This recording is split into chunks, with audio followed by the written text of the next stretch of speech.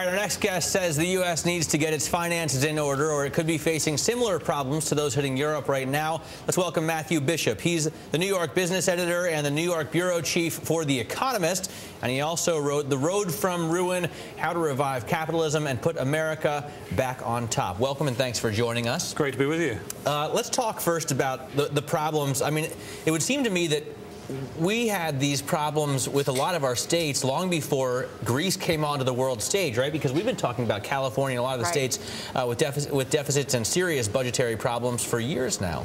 Well, yeah, I mean, one of the themes I wrote about in The Road from Ruin is that this is a global economic crisis, not just an American one. And I think one of the things that Europe is going through at the moment with Greece is the biggest test of its politics and its ability to reform itself that it's faced in a generation. And I think people look at America and they say, well, you know, you formed this federal system with around the dollar, but that took a lot of pain over many decades and slowly building a federal apparatus.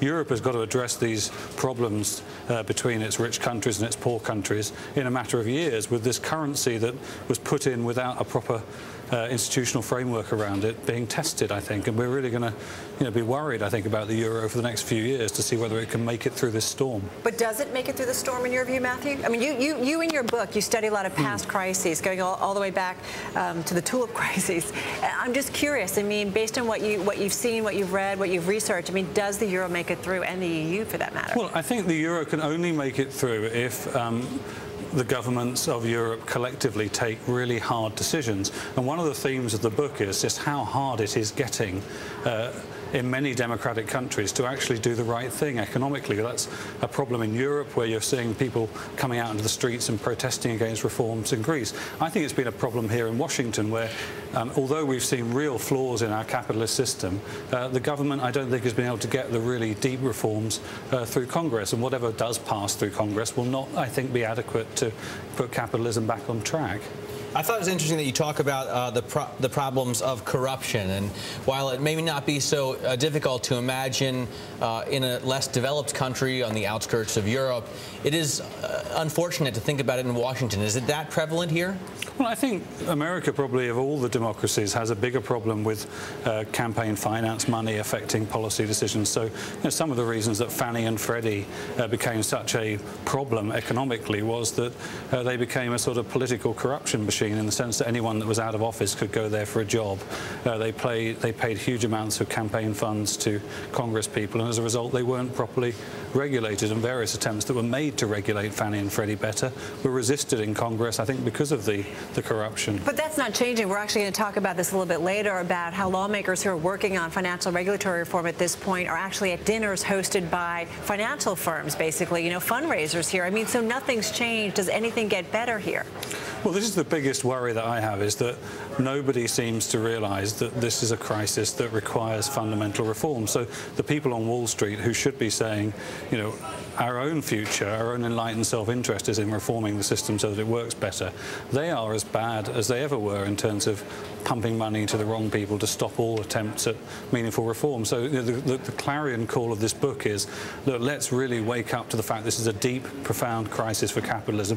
It's not a case of just getting back to business. But is anybody listening? Well, I hope they are. I mean, that's why we wrote the book. We really want people to listen, because we think that we could regret it. We could see a decade here like Japan had in the 1990s, where we continue to have high unemployment, we continue to have a difficulty in sustaining growth, and this would be a tragedy, because the world looks to America as the model of how capitalism should be.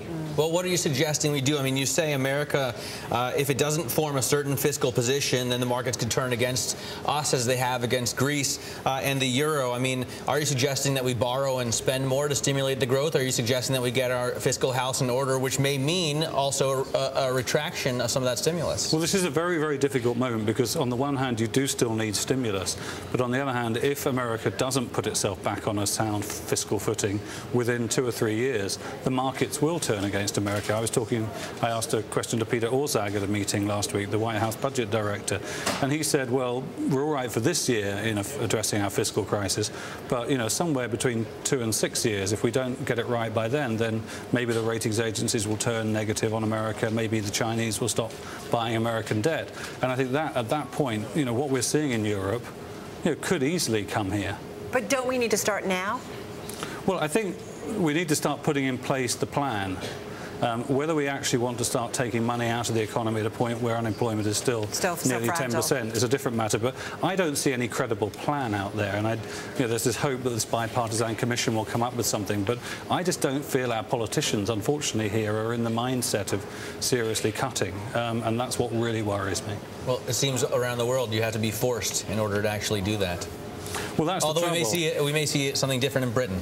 Well, Britain does seem, because they've had this strange election result, we now have a coalition government in Britain that does seem to be committed to doing really hard things quickly, because they know that they need to get the pain out of the way fast and then hope that their popularity will recover before the next election. All right, we got to leave it there. Hey, Matthew, thank you so much. Matthew Bishop, author of The Road from Ruin. We appreciate it. Thank you so much.